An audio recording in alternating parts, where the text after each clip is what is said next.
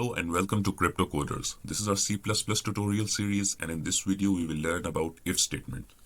Before we dive into the details, I should tell you that we will be using relational and logical operators in this video.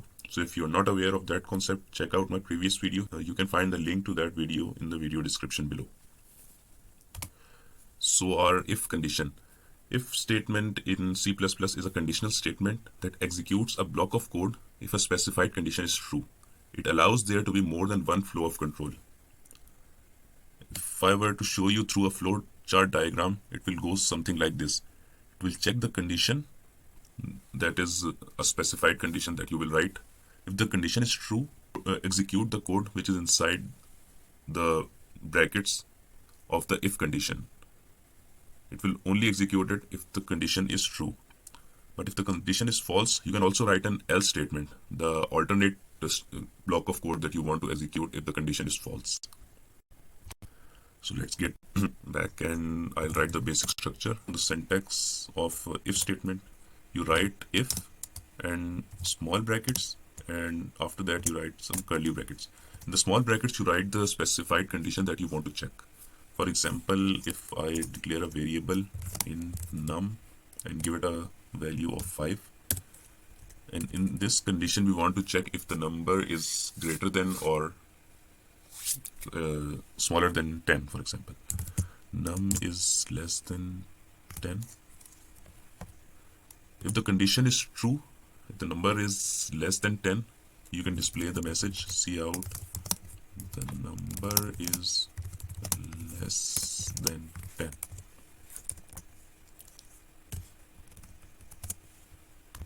So if you run this, you can see it will display the number is less than 10. So if the condition is false, you will see that the code will not execute. If the condition we want to check is the number is greater than 10, so num is 5, so this condition will be false. Let's see what happens. It doesn't execute this statement. Now if we want to check eligibility of a person by his age of driving, so int age, we will ask the user to enter his age. Enter your age, and we'll take that as user input.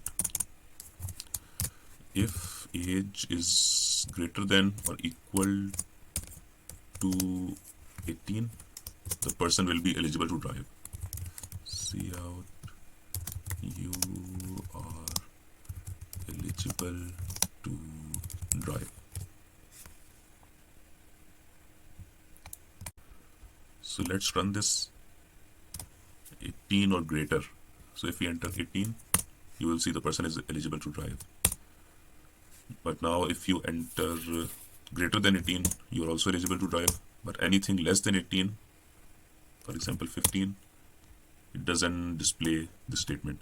So if you want to write an alternative statement, if the condition is false, so you will write an else statement, else and curly brackets. Now it will execute the alternative statement that you want to display to the user if the condition is false. Cout you are not eligible to drive. Now if we run this, we'll enter the age, for example 16, the user is not eligible to drive. So if the condition is false, it will run this statement instead. Now if you want to check another condition, if this condition is false, you want to check some other condition as well. For example, if you want to check if the person is above 16, so he will be eligible for learner's permit. So you can write else if and small brackets. Here you can check another condition. Age is greater than or equal to 16. Cout you are eligible for a learner's permit. So if this condition will be false, it will check another condition. If this is false, then it will run this condition. So if we run this, enter the age, for example the age is 16, the user is eligible for learner's permit. And anything below 16, 15, you're not eligible to drive. So this was our if condition.